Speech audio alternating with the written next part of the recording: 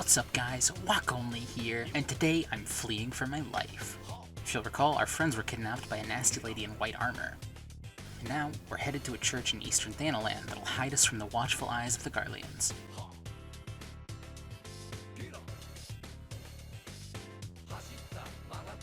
We end up meeting another who was taken in by the church, an amnesiac named Marquez. He's extremely good at tinkering. And then we have to go collect our fallen. We can bury everyone at the church except for Neuraxia. We gotta take her back to her people. Back at the church, Marquez suspects he's being watched. He is, by the Garleans. Alpha comes bearing news. Marquez is actually Cid Garland, an incredibly talented engineer and a Garlean, albeit a good-hearted one. Alpha wants the help of Cid and us to defeat a freshly summoned primal, Garuda, brought forth by the Ixal, but we need Cid's airship to do it. But there's an issue. The airship crashed 5 years ago during the Calamity, and the only people who could have seen it are the very distrustful Ishgardians. So our only choice is to gain the trust of the people there in order to find out where the airship is. So here's a quick history lesson. The Ishgardians are incredibly religious people who have been at war with dragons for the last 1,000 years. They fear that any outsider may secretly be a heretic or some kind of ally to the dragons, which is genuinely a real issue for them. And so they won't just hand out their skywatching records to any random adventurer that walks into their camp. After retrieving some stolen goods, the Inquisitor were helping pops open a box belonging to Lord Francel of House Hyenart, finding a draconic rosary inside, a symbol of the heretics. There's only one issue with that. Francel's a pretty good dude, so he must have been set up. Or at least that's the belief of Lord Haushaphon of House Fortomps. We inspect some more cargo inbound for House Hyenart and find a draconic rosary in every single box, which is just way too suspicious. Haushaphon finds that the Inquisitor we spoke with is now putting Francel to trial, which really just means he's about to get executed. So at great risk to our reputation and quest, we do what's right and confront the Inquisitor to save Francel. We find Francel about to be shoved into a pit by the Inquisitor, but we've arrived just in time to put a stop to it and save him. Unfortunately, we aren't allowed to harm the Inquisitor, or it could be serious trouble, so we can only attack his posse. Aldrich, an underling of the Inquisitor, reveals himself to be a heretic and summons backup, which means more heretics and a wyvern. After mopping up the rest, the wyvern flees, and we manage to talk down the Inquisitor since, after all, his subordinate was secretly a heretic. We find out that Cid's airship could have crashed over a fallen outpost named Stone Vigil, and so we have to visit Whitebrim Front in order to gain the trust of the people there and get inside.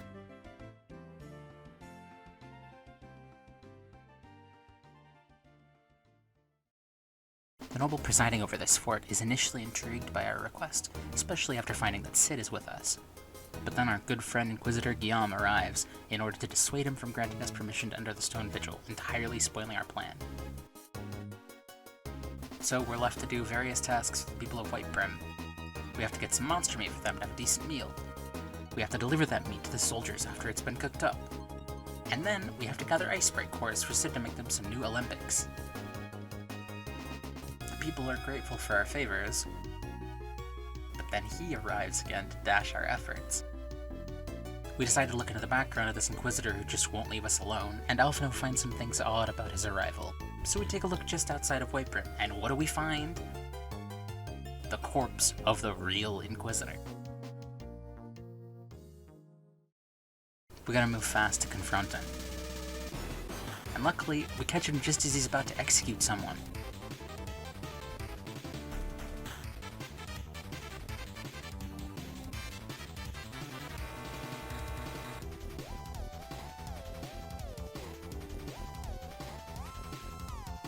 Naturally, he has a few draconic allies and can even take on a draconic shape himself, but it's no trouble for us.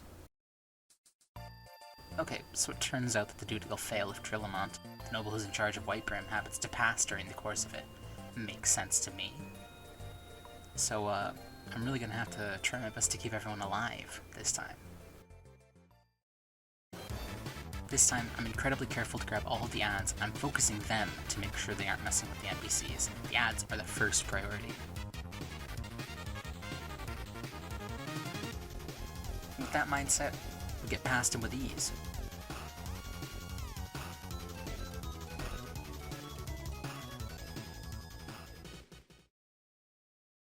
Drillamont grants us permission to enter the Stone Vigil, and so we begin the arduous task of clearing it of the dragons that have taken to living there. First boss is a little tricky. He has this move where he hits everything in a huge cone in front of him, but he usually moves in turns first. This move is pretty hard for me to avoid, but there's a trick to make it easier. I couldn't get a good clip of me pulling this off, but as I said, he usually moves before doing it, which means that if you stand in the center as arranged, you can reposition to where you see him moving as he does it.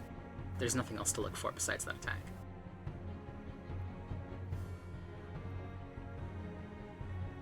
The second boss is a breeze.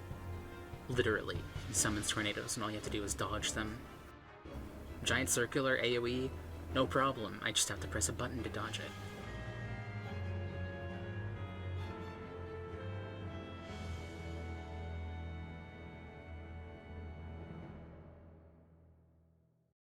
We make it to the end and find the airship waiting for us. There's just one small problem. Sorry, I mean fucking massive problem. And to make matters worse, our old friend La Habrea is here to try and put a stop to us. La Habrea, after a lengthy chat, wakes the sleeping dragon, and we're left to deal with it.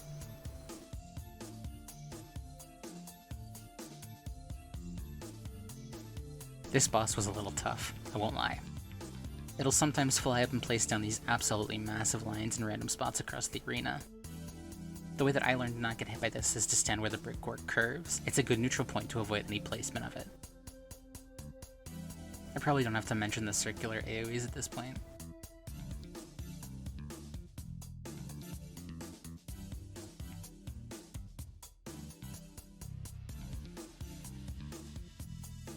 This time when he disappears, he puts AoEs on every single party member. But then something astounding happened. The healer steps into the AoE at the last conceivable frame and absolutely bites it. So now it was a race against time to beat the boss before the boss killed the tank, and then me.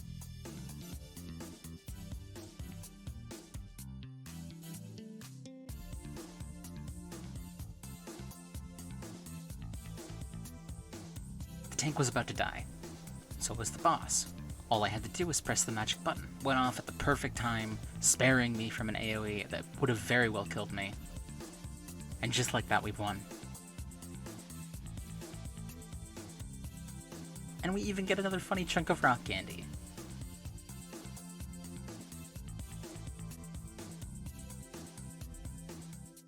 We've saved Cid's airship, but there's more work to be done.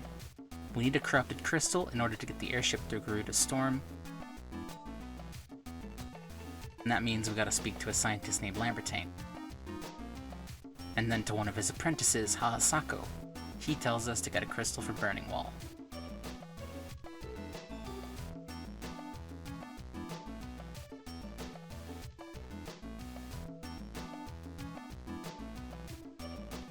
Turns out this crystal isn't aspected correctly. What element should it be aspected to? He won't say. He sends us to another of his apprentices, Sina. She has us go to the Isle of Umbra. During our search, we end up encountering a siren. A siren. It's a siren. We have to fend off a small army of undead that she controls.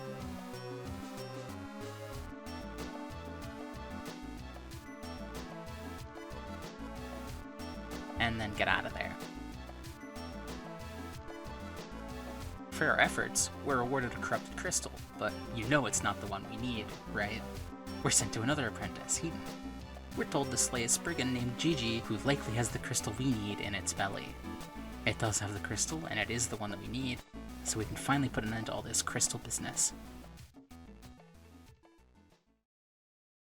After a quick outfit change, we enter the Eye of Garuda's storm and get ready to fight.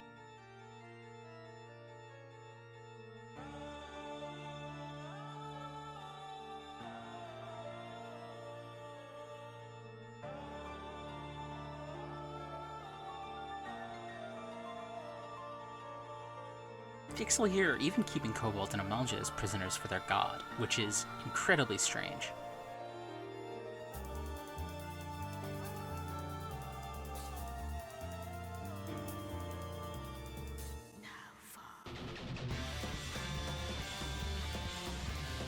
So around the arena we've got 4 rocks that we have to use to protect ourselves from the wind. She isn't stupid though, she tries to destroy them, and we gotta do our very best to protect them or we're toast.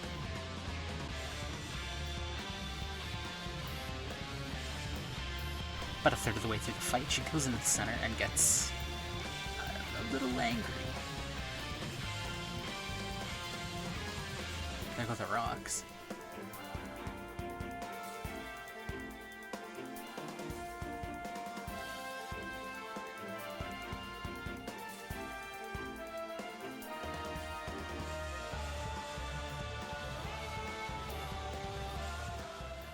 Feels a little rude to say it, but the Dragon and Stone Vigil was harder than this. It was pretty easy.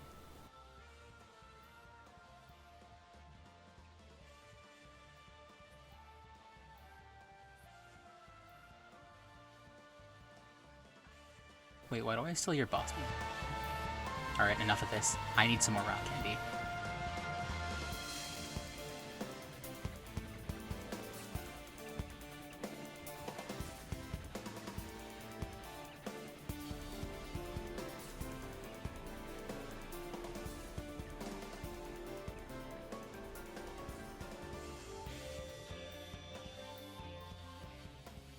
With that, my chandelier is complete. Things are going perfect until someone else shows up on the scene. Gaius von Belzer, Legatus of the 14th Legion, is here, and he whips up Garuda into a frenzy. This agitates the Amalja and Kobolds that are present, and, well...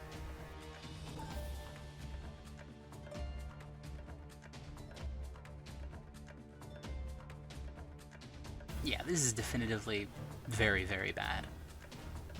We got no choice but to book it. But Gaius has a plan of his own.